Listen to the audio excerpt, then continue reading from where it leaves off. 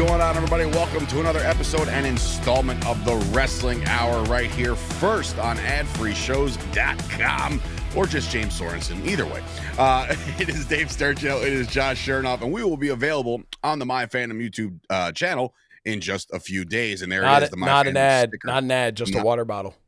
Just a water bottle. Hey, I do have some exciting stuff though to tell you. Oh, all right. Do we want it on the air like right now? Yeah. I just want to give everybody, it's more of a tease to everybody. Sure, let's go. The MyFandom app, just so you know, and again, this isn't an ad. The MyFandom app, though, you might have been thinking to yourself, like, man, we haven't heard all that much about the MyFandom app and all that stuff. Quiet. There's some big stuff happening there. And hey, now. I just saw a beta version of the next step of it, which is, I think, like part one of a 4-step thing of what it's building towards. Okay. It's going to be fun, especially if you are, I'll tell you this, if you're going to Squared Circle Expo, make sure you when is that? MyFandom app. That is the end of April. That is April 25th and 26th. Okay. Indianapolis, Indiana. Expo. That should be fun. A lot of things going on in the world of pro wrestling. We are on the road to Wrestlemania, and it's the next stop. The next stop is the Elimination Chamber in Toronto, Canada, the 51st state, and just get it. Trying to throw that out there. I will tell you, Toronto, my favorite city in my favorite city I've ever been to. I've never been there. Oh, dude, it's like picture. I think the most Canada I've ever been was Niagara Falls, and I know that barely counts. Yeah, well, I mean, still, it's the better side of Niagara Falls. Is definitely in Canada if you're ever going there. But yes, man, that city to me, it's like any major metropolitan city that you can think of in the United States without the trash and urine. Oh, like it's wow! All right, so it's like what the idea of a city is, but we've never quite been able to get there. Oh, we did once upon a time, and somehow it all went to shit. Which is great because I actually was there with my friends like a decade ago, and we're just going on. We'd been there a number of times, and we were up there, and we're like, man, this place, like, we're like, dude, this fucking city's great. Like, I just love this. Is this a flight? What? No. This is a flight? You can't drive, right? Oh, you can drive. Yeah, you can drive to Toronto? Yeah. Okay, I don't know where the hell this shit is on a map, map, man. Truly, honestly, once you get into Canada, I'm thinking, that giant ocean that separates the United States and Canada? Well, it doesn't exist. There's bridges, believe it or not. Wow. Yeah. Anyway, so this Wrestling Hour is not educational. It's not educational at all. No, but we were there and we're like, man, this is amazing. And then we were at like the mall there, and we get back to our hotel and we turn on the TV, and the news is like, breaking news, there was a shooting at the mall. It's like the first shooting to happen in like forever. And we're like, there? Of course, we were there like 20 minutes before the shoot. But it was, oh my God. But it was a fight between people. It was like I don't know. So anyway, speaking of go to Toronto. A lot of fights happening in Toronto on Saturday for the Elimination Chamber. I got to ask you to start us off, Josh. Obviously, you saw SmackDown last week. I know I don't want to say this is dated because it's about a week and a half. We haven't had another SmackDown since. That's dated. True. It's been about a week and a half. And were you able to see in its entirety the Cody Rhodes and Rock promo? I did. Okay. Now, I'd like to give you my thoughts first. Okay. And then kind of hear what you have to say about it. I think this is psychotic. There could have been so many different avenues and words to use. But for The Rock to go out there and tell Cody Rhodes that he wants his soul, I was like, could have just said, hey, would you like to join the corporation or something like that? Could have done it any other way, but he went for the soul snatching, and apparently there has to be an answer on Saturday. Josh, 1, your thoughts on the promo. 2, does Cody Rhodes sell his soul on Saturday?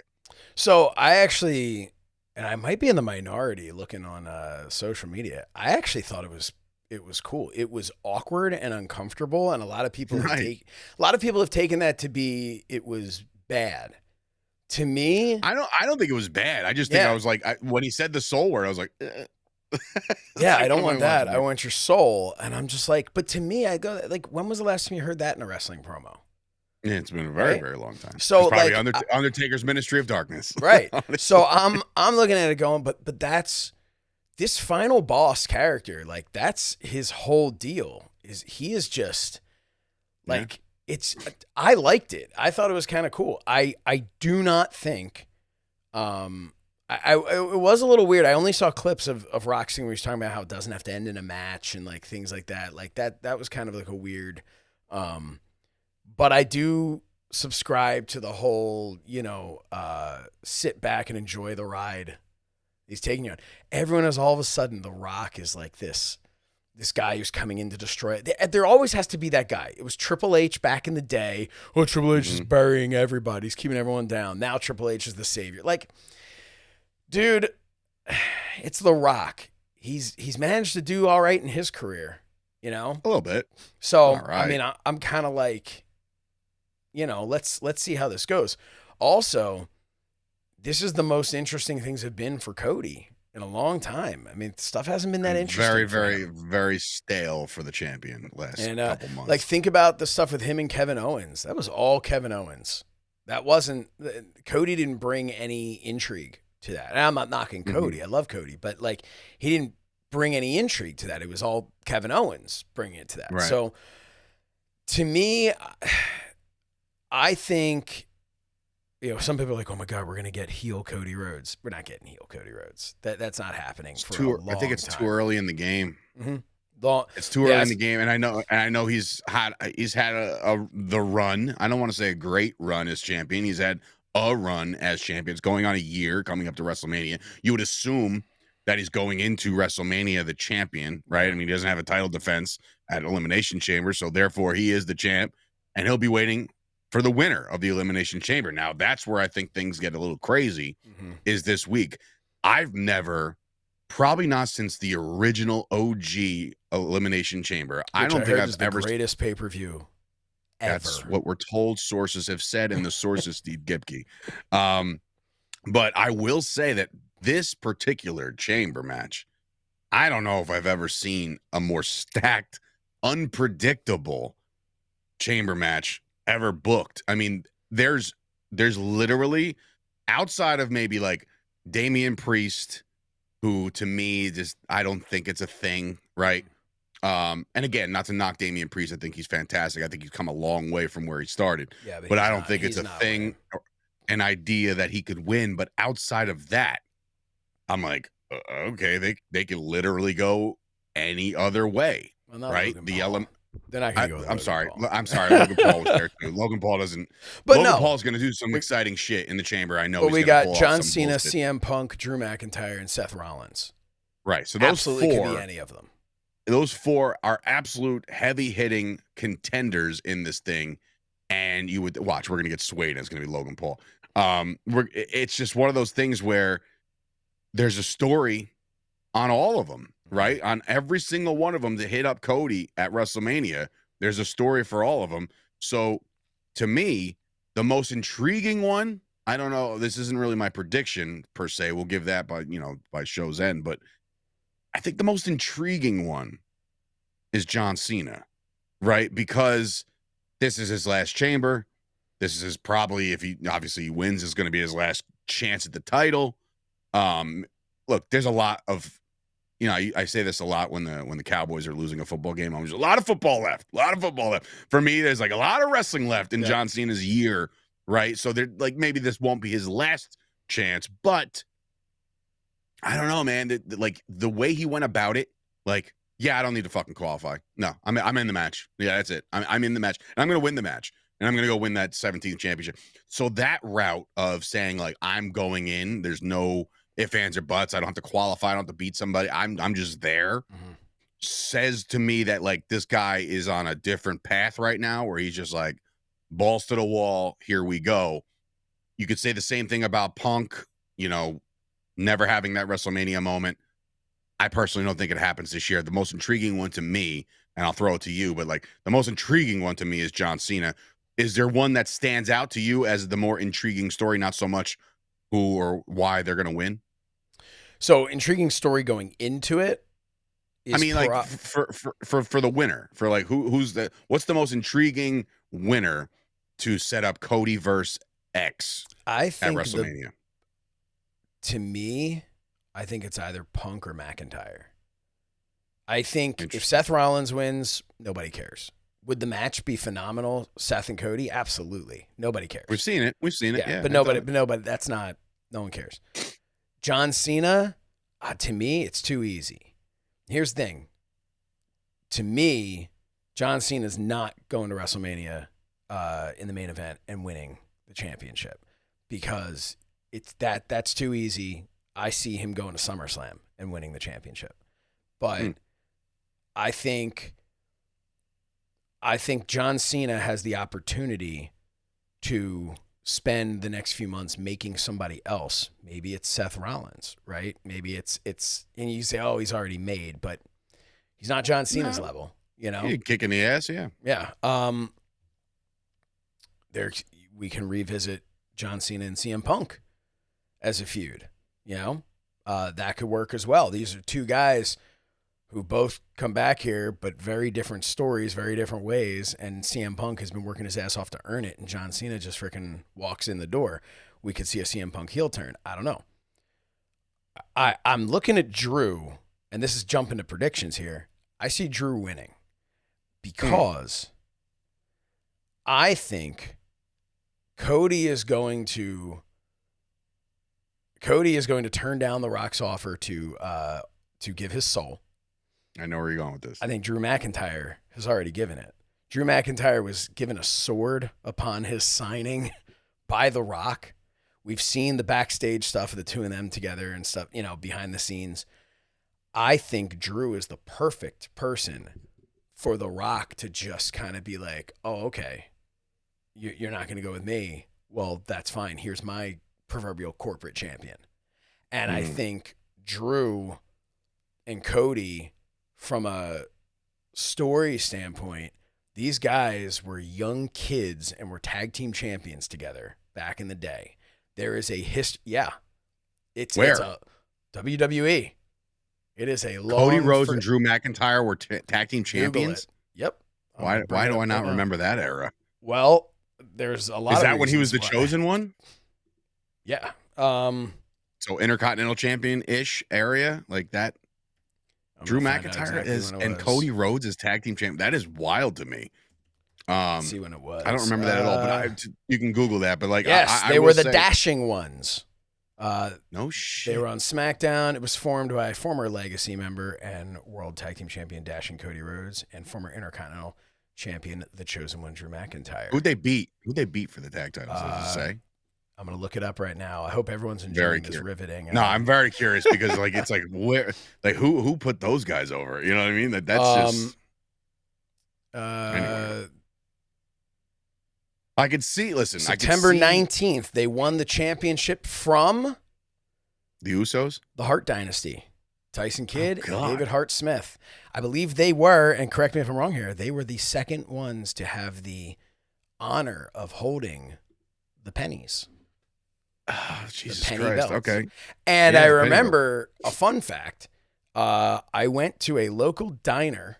I may have told this story on the show before. Do you know this story? I found a tag team championship under the table. Now, what did you find? Went to a local diner here, right? It had been about 4 years, maybe 3 years since I'd been, like 2.5, about 2.5 years since I'd been in OVW, right? Hadn't seen Drew in that time. We text every once in a while. But Drew is now tag team champion. So I go with my buddy Biz to a local diner, just out some random night. I walk in, and who is sitting by himself at a booth but Drew McIntyre? Sitting, I mean, this is, I'm figure this is, I'm trying to think where, I can't remember what, Suburban Diner is where it was. People can Google where that is. Suburban Diner. Okay. People are going to start sniffing seats and shit. Like, Drew sat here. So I go there. It's and it's a random diner too. It's not even like they're like 5 closer ones to my house, but for whatever reason, like randomly, my buddy and I maybe we were out that way, and we're just like, swing by a suburban diner, grab some coffee, right? End of the night. I walk in and there's Drew, who I hadn't seen since OVW.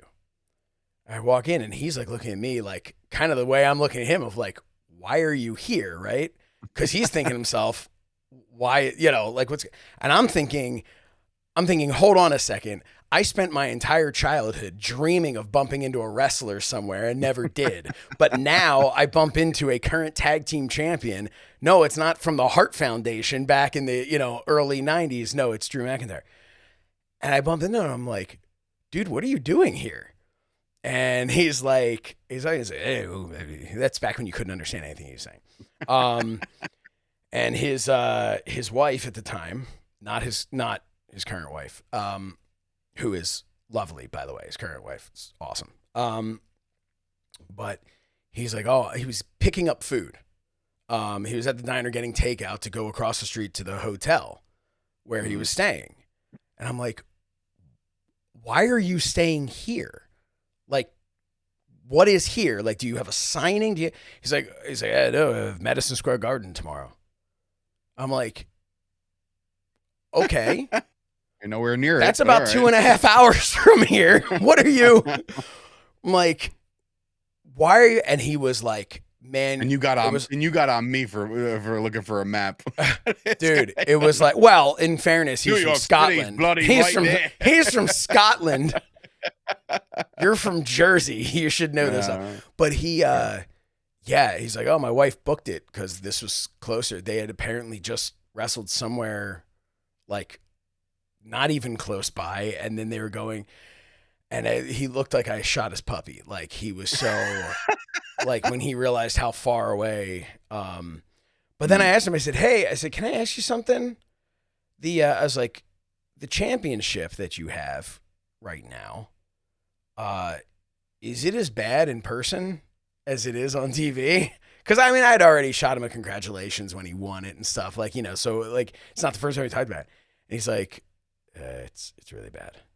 Like that. It's just so like nobody liked those belts, right? Like you dream of being tag team champion growing up as a kid. You don't dream of holding that piece of shit. Anyway, what's crazy is that tag team championship that I grew up on is literally my favorite belt of all time. All time. It's one of my favorites, Intercontinental. I think my second. That's a close second. My close second is the tag team. My third would be the Winged Eagle. Yeah, Winged Eagle is not my first one. My least favorite championship belts of all time is the Pennies Tag Team Championship and the bullshit Winged Eagle that they tried to pull off last month. That was horrific. I'll never forgive them for that. I'll never. No, I won't either. It's like Triple H, bro. You've hit on every single thing you've done in the last 2 years. It's like, dude, you literally have 7 of those belts sitting in your office and in the warehouse. Right. Like, come on, man. Put a little tape over the F and call it a day. Little putty. I know on the F. But anyway, so all of this is to say. And Drew's going to win the Elimination Chamber. That 15 years ago, they were tag team champions together. They have a long history together. And we can play up on that history now, right? So yeah, but all right. So I got to push back a little bit. I love Drew. I think heel Drew has been, this most recent run with the Punk stuff and everything that he's been doing, is probably the best work that he's done in his career. I will say that wholeheartedly and with a bold face and say that's his best work.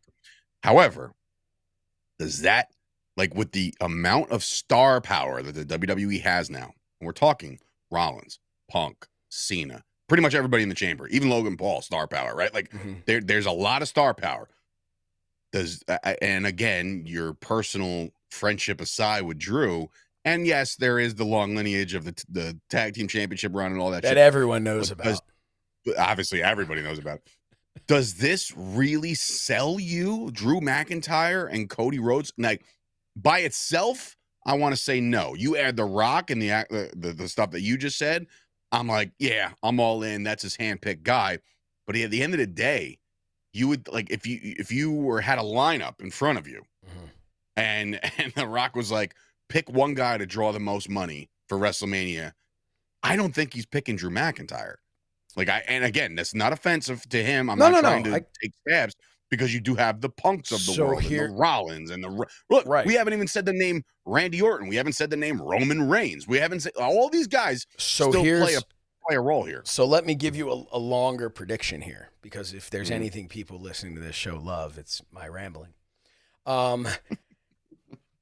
My prediction, first of all, well, Roman Reigns, I think it's Roman and Seth at Mania. That's my opinion. Is Drew as big a name as CM Punk? No. As big a name as John Cena? No.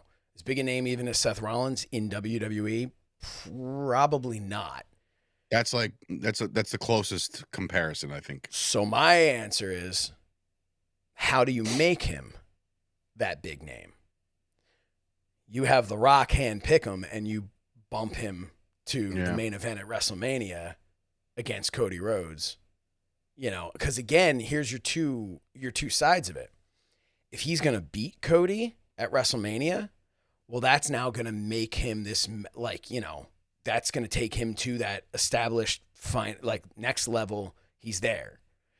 If he's not going to beat Cody, then honestly, we're looking at kind of the old school build up the giant for the champion to slay, the Hogan era type stuff. And if that's the case, I mean, who fits that better than Drew, So it's because while he might not be that major star power just yet, it's not like you're going to walk into it and know for sure who's going to win. And I think and also remember, WrestleMania is what sells WrestleMania, not the match. Match doesn't sell it anymore. And again, do we live in a world that one of the nights, either night 1 or night 2, I want to assume night 2, right? Just as the go home, last match, last moments of WrestleMania, can you see that being Cody Rhodes and Drew McIntyre? I guess I have a hard time wrapping my head around the fact that it's not Punk or Cena or any of these guys that you're because I guess it's what we're so programmed to. And last year, you and I covering it for MyFandom, being there in the crowd both nights, and you're watching it and you're like, last match of the night, Cody and Roman, and then the night before was Cody, Rock, Roman, Seth. You know what I mean? So it's that is where you feel like that's WrestleMania to me. To me, I don't know if you have another. To me, I think if Cody Rhodes, look, last year, there's no getting bigger than what Cody did last year. I think, as far as a pop standpoint, as far as a story standpoint, he finished the story. He won his first championship. Hoorah! Right? Yeah, I mean, that was amazing. It was amazing, and it was even cooler to be there, because it's just and it's cooler to be there and coherent, because a lot of these wrestling events I used to go to back in the day, I'm obliterated drunk, I don't remember shit, but to work in a professional setting and see it happen in real time was incredible. And by the way, the crowd loved us every time we did a little side video. They were just like, "This is so cool." But I will say, we were. Did you like my A-Team thing the other night? No, which I don't know certain it. people, the A-Team thing that I put the A-Team music behind. I said, hire the A-Team. I was like, if you're independent wrestling show lack anything, well, hire us. Yes. But anyway, so certain superstars like that, by the way. Kevin Matthews. But so I digress Matthews, with all who, by that. the way, worked with me in 2002 and 2003 when he was Too Cocky Kevin Matthews, and my nickname was Superstar. Just saying. We have a little gimmick infringer, a little. Dude, he tried to steal that shit. Come on, Kevin. So anyway, but what I'm saying is, those are the moments for Cody. I can't see Cody Rhodes winning the WWE Championship match at WrestleMania as the big, hey, that's all from here in Vegas. Cody on top again. That's why I think that for the first time, and this is just, again, my creative brain is thinking, and usually when it's a cool idea, it'll never happen. But I do think that Drew McIntyre, in the way that you say, meaning The Rock, this is my handpicked guy. Now you're in for it, Cody. I think the road to WrestleMania, between the chamber, at the end of the chamber, and to get to WrestleMania, the pressure is going to be on Cody to be like, damn, dude, I gotta not only I gotta beat Drew McIntyre, but The Rock's gonna be there. Like this sucks, right? So now you're thinking it's an underdog story, but one of the greatest stories ever told at WrestleMania, or at least, one of the greatest swerves ever done at WrestleMania, was the day we saw Stone Cold Steve Austin shake the hand of Vince McMahon. So now I'm thinking to myself, what if Cody does not say yes to The Rock, right? He says, no, I'm doing it for the people, this and that and the third. But along the road to WrestleMania, he's feeling the heat. He's feeling the pressure. What about a double turn?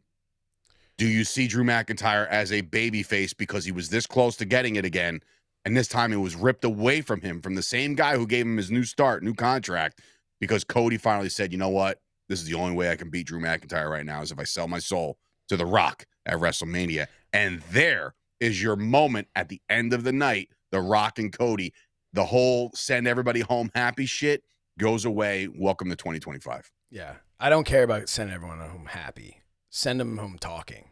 That's right. What you want. Send them home where they can't wait to tune in to Netflix. Mm-hmm. Like the next night. That's the business they're in. But would I be down for that? Absolutely. Do I think it's going to happen?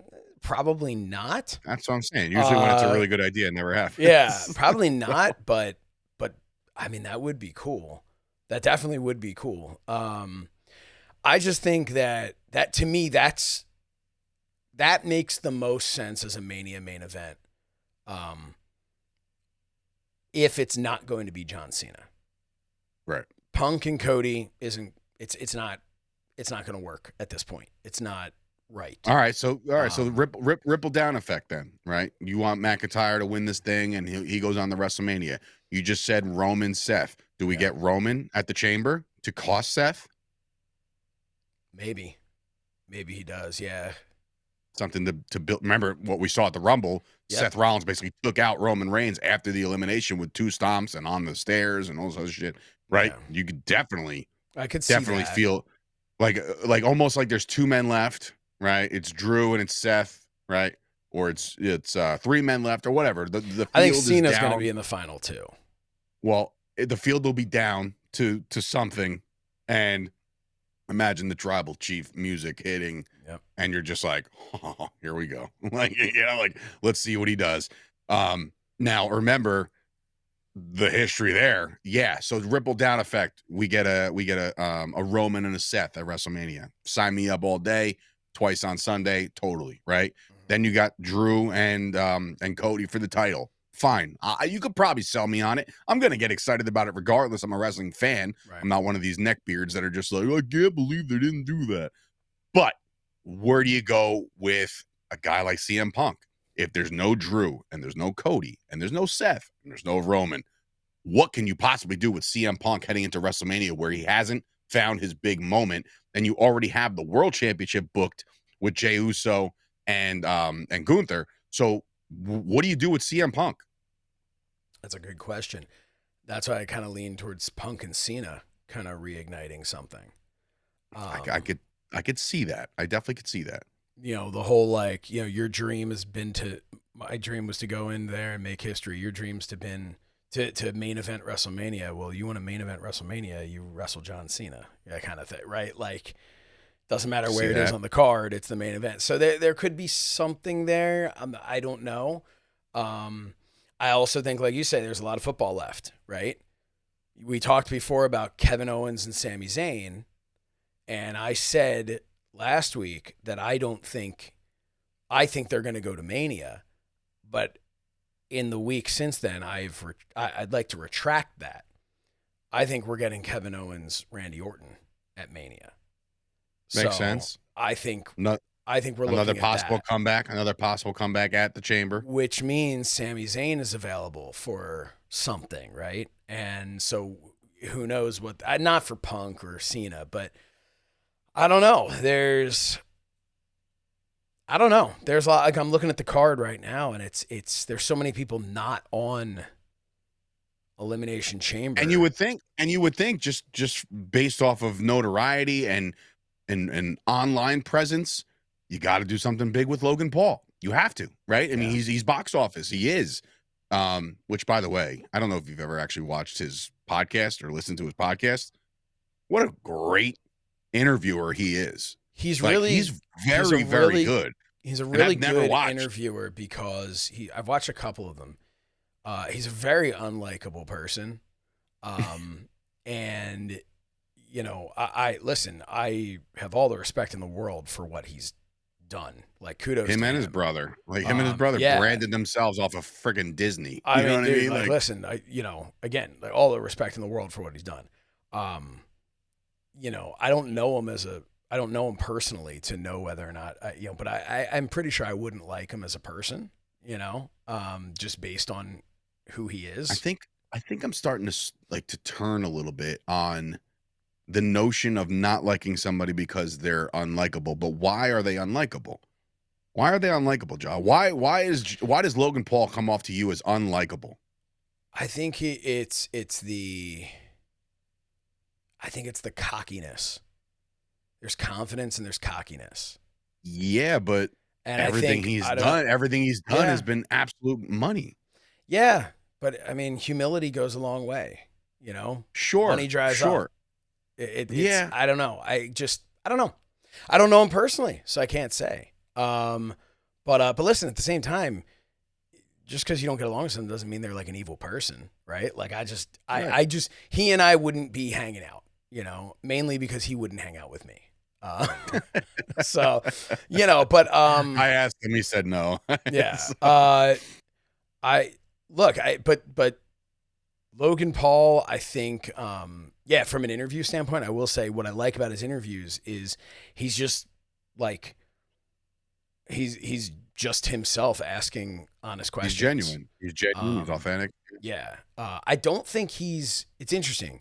I don't think he's an overly, I wouldn't put him as like a book smart type of person. Like, he doesn't strike me as like intelligent in that regard. And sometimes you don't smart as hell in other regards. You know what I mean? Like, I mean, they don't teach that class in high school. That's what I'm saying. Like, all right, that's what I'm saying. Like, I'm not calling him stupid by any means. I'm just saying, like, he's part of he seems like this inquisitive kid in these in the podcasts, which I find somewhat interesting, and it makes me go like, oh, that's a more interesting interview because of that. So that's what I mean. Yeah. It sounds like I called him stupid. I'm not saying he's stupid. I'm just saying, like, I think he's like, I mean, obviously the dude's intelligent from, you know, he's got a marketing genius is what he is. He's a business smart, savvy dude. But anyway, really good interview with Michael Cole, I thought. But, yes, I loved hearing more about Michael Cole, just learning more about Michael Cole. Yeah. And I love the fact that these guys, the reins have been taken off. Like, these guys are allowed to be themselves now. And they're just like, you know, it's just like, I think Michael Cole on Raw, it's like, is Seth wearing a raincoat? Like, it's just, dude, I'm like, that's hilarious. Like, it's phenomenal. I love the change in Michael Cole. Him and Pat McAfee are just, you know, you and I are very critical of commentary teams, right? And the chemistry or lack thereof. Those guys are on television. There's no one better right now. No, than those there really two. isn't. The chemistry is there. And then I will say this, Michael Cole, you know, he says Jim Ross is the greatest of all time. And it's so freaking hard to debate because Jim Ross is kind of the greatest of all time. Greatest today is Michael Cole in a play-by-play. Does Jim Ross get the pass? These conversations always go all over the place. Does Jim Ross get the pass because of longevity and just the fact that he's been around in every company and is that why? Or is like, because you think of Jim Ross and you think of his like obsession with Stone Cold and you think of like the classic Bogods, right? You think of all the stuff that he's done, but does that make him the best because he's just been around the longest, or do we really think I don't think it's because he's been around the longest. I think Jim Ross in his prime, there was nobody who could exude as much emotion and make you believe in something. I mean, imagine, and Michael Cole is great. People. Oh yeah, Red Ass JR is phenomenal, but imagine Michael Cole, as much as, I have so much respect for him as a play-by-play announcer and what he's grown into, and just the job he's done, and God, the years with Vince McMahon in his ear, I can't even begin to imagine how he managed to survive that. But anybody going Stone Cold, Stone Cold, Stone Cold, you just be like, okay, they're just yelling Stone Cold, Stone Cold. But that's iconic for Jim Ross. Now, did it help that Jim Ross also was calling the hottest period of wrestling with the biggest stars? Yeah, it helped, right? And he'd be the first one to tell you that helped. But, I mean, it's one of those things where you go, he's the best of all time. Part of it is that X factor, that it factor that you just can't. Why when Jim Ross said something that someone else could have said the same exact thing in the same exact way, but Jim Ross made it mean more? Maybe, I mean, literally down to maybe it was his accent. Maybe it was the tone of his voice, right? Maybe the pitch of his voice. Like, we don't know what was it that made it, but there's something about Jim Ross. And I think part of it is his, like, the red ass JR when he would get angry at things. One of my favorite duos ever in wrestling was Jim Ross and Paul Heyman on commentary in the Attitude That goes Era. that goes under the radar, I think. There is one scene where someone, maybe it was Kurt Angle, someone had gone through a table. I don't remember who it was who went through the table. And Paul Heyman kind of gives him like this kind of like nonchalant, like kind of it happens type thing. And Jim Ross starts losing it. And man's yelling, and you can see them. The table's broken in front of them, so you can see the whole thing. And Jim Ross is yelling at him and has his rolled up piece of paper, starts poking Paul Heyman with it, like while he's like screaming and yelling. And it was just tremendous. Like that's not Paul Heyman. If Paul Heyman had a long-term run as a color commentator, that people would be having a really hard time between him and Bobby Heenan. Like, because Paul Heyman was that good. Now, to me, Bobby Heenan, Gorilla Monsoon, greatest of all time, greatest team of all time.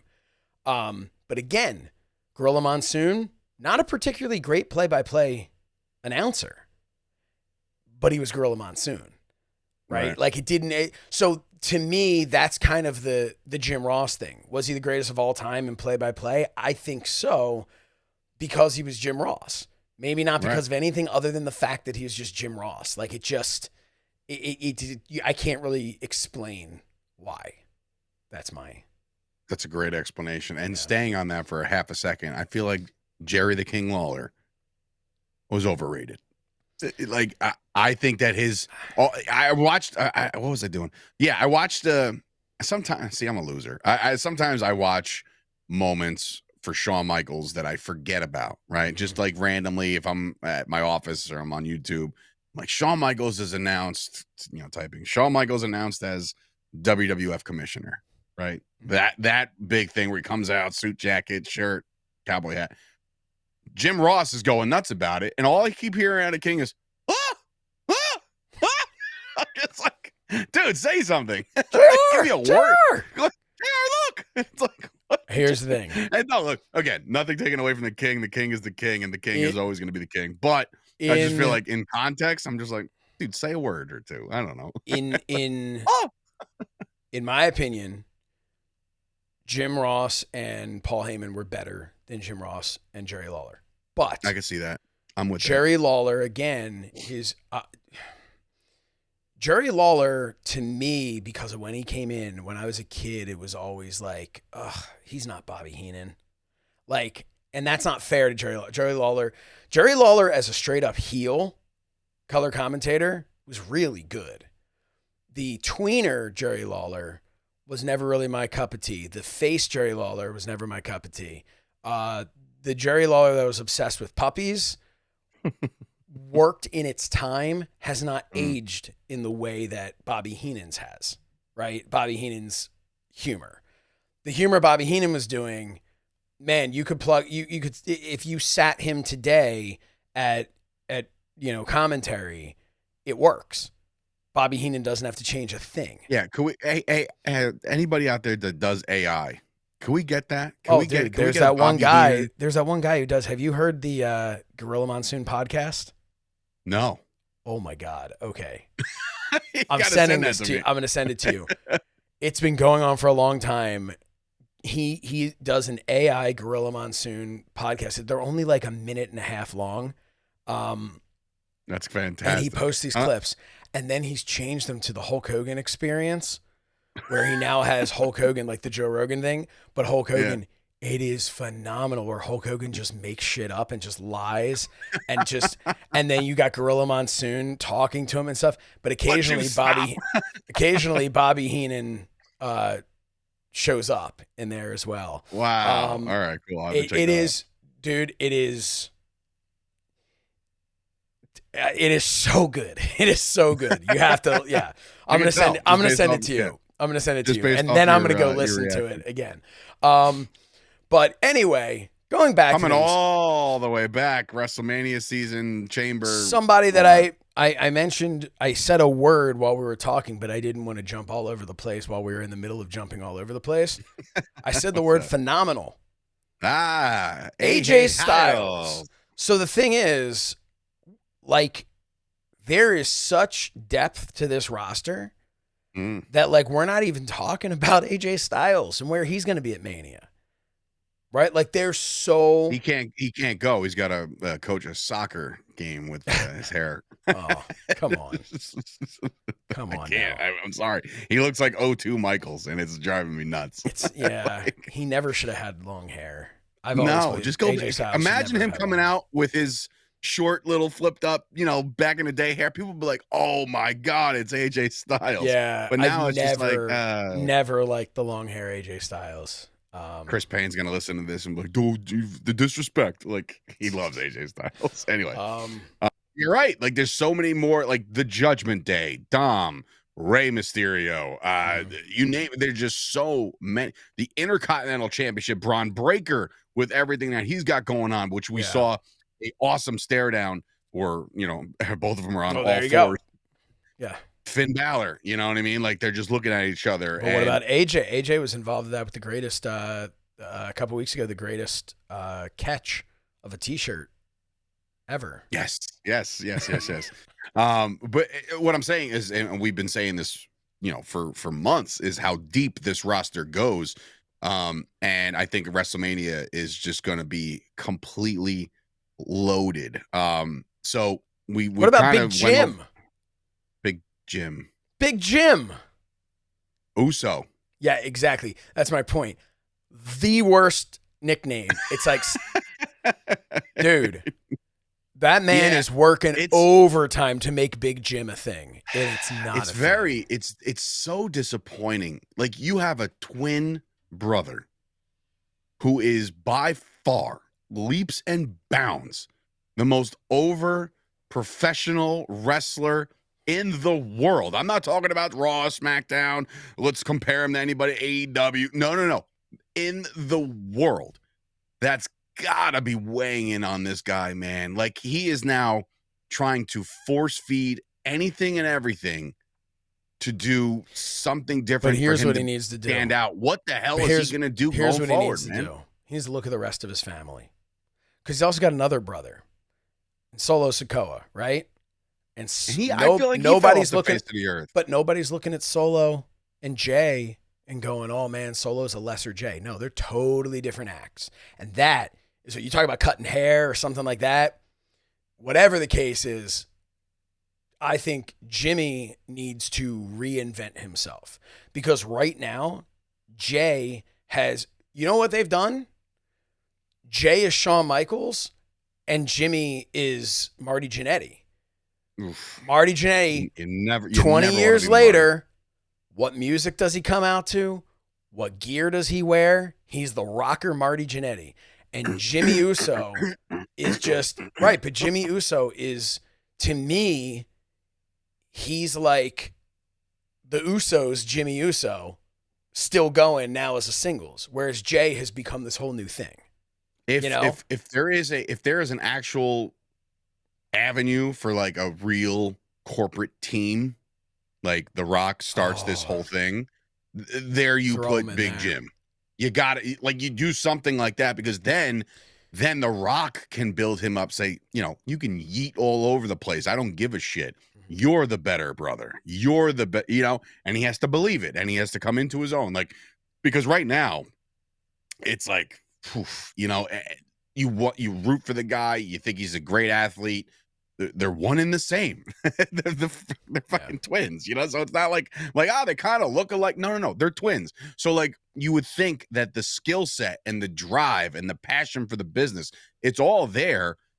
But at the end of the day, Jey Uso, all he really did was pick up on one word, and then just got street and got connected with the crowd, and all of a sudden, the most expensive ticket, on your StubHubs or anywhere else where you're trying to buy tickets is probably spot. right around the entrance of where he comes out.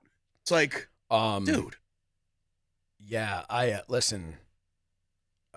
My thought on Jey Uso, with that yeet, is that because my son was a enormous Cody fan, and then all of a sudden, now my son wears yeet sunglasses, and he's like yeeting all the time, and he gets his whole class to yeet. His second grade class like yeets all the time. The teacher was like, "Yeah, everybody does that. What is that?" Wait till they find out. Wrestling thing.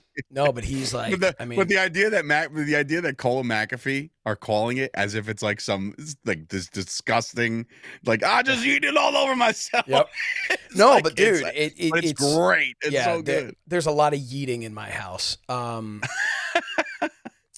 not just the stomach bug. Listen, there's but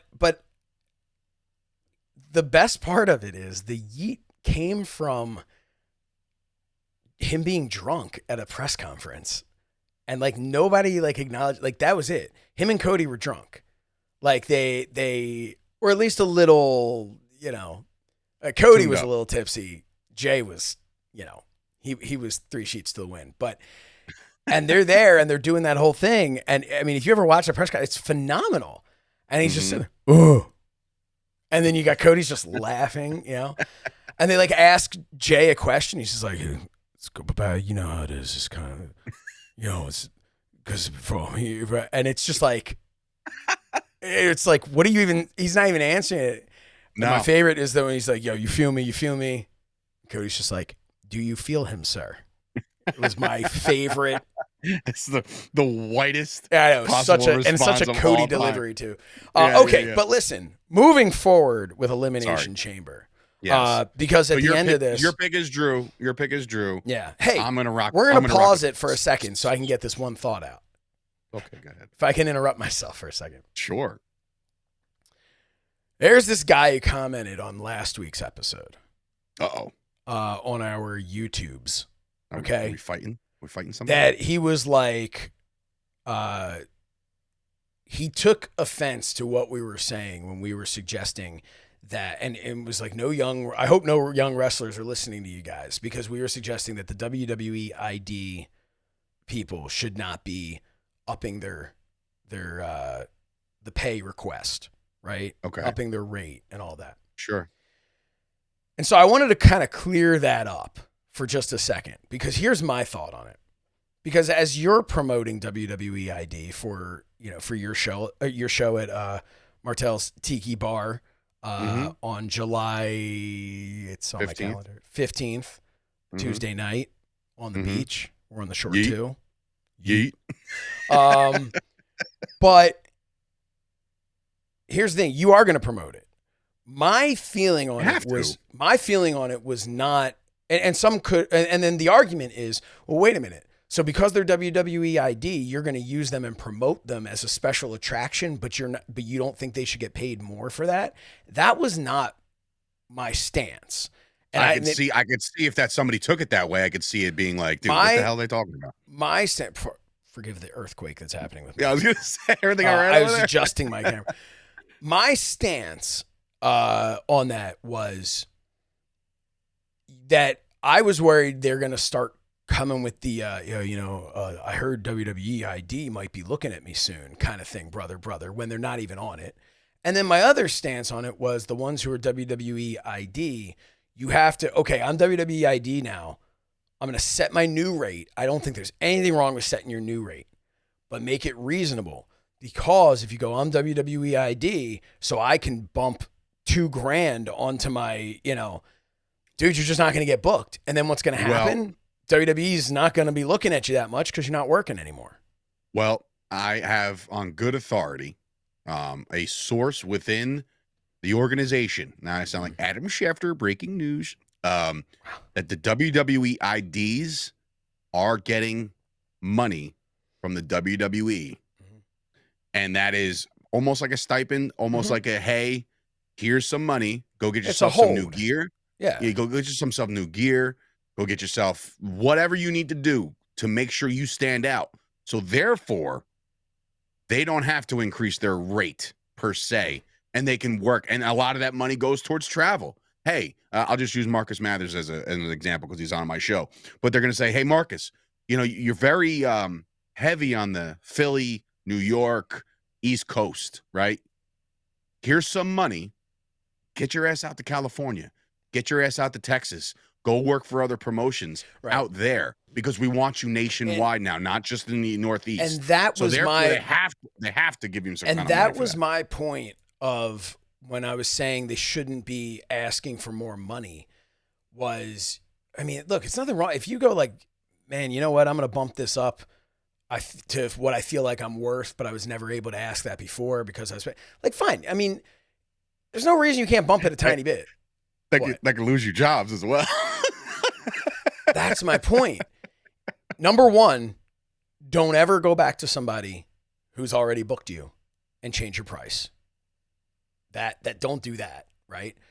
But the other thing is, my fear was you're going to get a bunch of ID people who are going to go, oh man, here's my new rate now. And people are going to go, oh man, I would have loved to have used you, but unfortunately no, because at the end of the day, you have to look and say, if you bump it X number of dollars, is that going to sell more tickets? Am I going to see that ROI, right? That return on investment. And if the answer is no, then you just lost a booking. And now WWE's trying to keep an eye on you. Well, guess what? You're out of luck, Right. Because you're not working anywhere. Anyway, I just want to say that also to the guy who has an issue with it, go fuck yourself. Hey. Regardless, it's our show. Get your own fucking show. Yeah. All right. Own fucking show. You want to give your opinions? Get your own fucking show. Don't come into my slide into my comments. I don't give a shit. So let's predict women's elimination chamber. There you go. Dave, that's what I've been trying to get to. I know. I'm looking right at the graphic, and we have some again a heavy hitters. Who's who in this thing? You have both Naomi and Bianca. You got Bailey. You have Roxanne Perez from NXT. You have the returning Alexa Bliss, and of course, you have my wife, Liv Morgan. Yikes. What? I don't like whatever. Anyway, so you have those 6 women, and they're incredible, all of them in their own right. My only prediction out of this, besides a winner, is that Jade Cargill comes down, returns, and beats the brakes off of Naomi, because Naomi was the one who attacked her. Oh, it was Naomi. Of course it was Naomi. That's where I'm going with that. But as far as who's going to win and who's going to get to WrestleMania, now remember, Liv Morgan just lost the tag team championships, which was great. By the way, what? Like, look, I'm not going to sit here and say I am a, Big Ben Bishop, where he makes all the jokes like women's wrestling needs more attention. He's doing it tongue in cheek. But by God, the women's tag team championship main event from Raw might go down as one of the better matches of the year. And I say that confidently. And I tweeted, I said, whoever produced this, whichever one of you guys, whether it be Shane Helms or Kenny Dykstra or whatever, any of these guys, you deserve a raise, because that was so well done. And it ended perfectly. Like, it legitimately ended perfectly. So bravo to the team at Raw. Just sidebar. But now because that Liv Morgan doesn't have that championship, I'm picking Liv Morgan to win this thing and get to WrestleMania as the winner of the Elimination Chamber for the women. That's the only reason why I'm picking her, is because she does not have the tag team titles anymore. So it frees her up to do something else. You're perturbed. You're lost. What happened, Josh? No, What did I do? No. I'm just. So walk me through what happened in that, because I didn't see the women's match. You didn't see the women's match? No, I haven't finished watching it yet. Oh, no. Dude. First of all, do yourself a favor. It's fantastic. The end of it, Bianca and Naomi. Oh, wait, what the hell am I doing? What am I talking about? Right. This is where I'm confused, because I didn't see it, but I watched. Time out. Okay. So I read up on one tag team champion, right? Yeah. Or is there only two? One. No. There's was only who? one. It was Liv and it was No, it was Bianca Belair and Naomi. Oh, so that's why she has the goddamn thing on her. My fault. I'm sorry. Yes, Liv Morgan and Raquel Rodriguez are now the women's. Because I didn't see, I haven't finished watching Raw. People already tuned me out. There's like, this Mark knows nothing. I haven't finished watching Raw, but I made sure that I looked at the results so that we could discuss like story of where we're at, and then I'm going to go finish watching it. But I stopped in like the middle of that match because I just haven't had the time to finish it. The ending was perfect. There was a but you just confused the shit out of me. I'm sorry. So I'm like, I'm going with Liv to win it, just based on. Now see, I was going for Liv not winning it because she now is going to be off in a tag thing. Yeah, you're right. So I now, also to me, think this is only going to be Bianca or Alexa Bliss. I think it's going to be. Maybe. I think it's going to be Alexa Bliss. I think it's going to be Bianca now. Now that I think about it, because Alexa Bliss, they want to do something with the Wyatt Six. I guess so. So maybe Bianca, because that's going to lead into the turn by Naomi. Like, well, Naomi's already. I think that the Naomi match, Naomi and Jade, is going to happen at Mania. So I think that has to happen, but that frees up Bianca. No more tag team. Because why would she want to tag them up?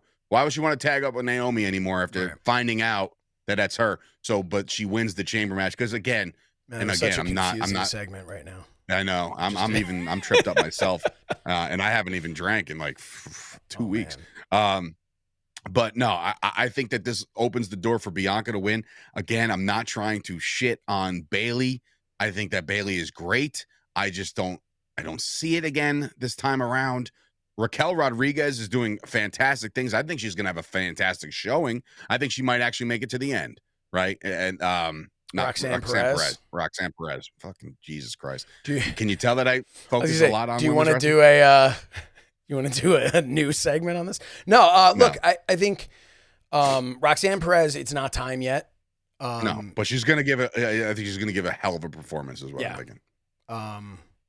Yeah, my prediction is either Bianca Belair or Alexa Bliss.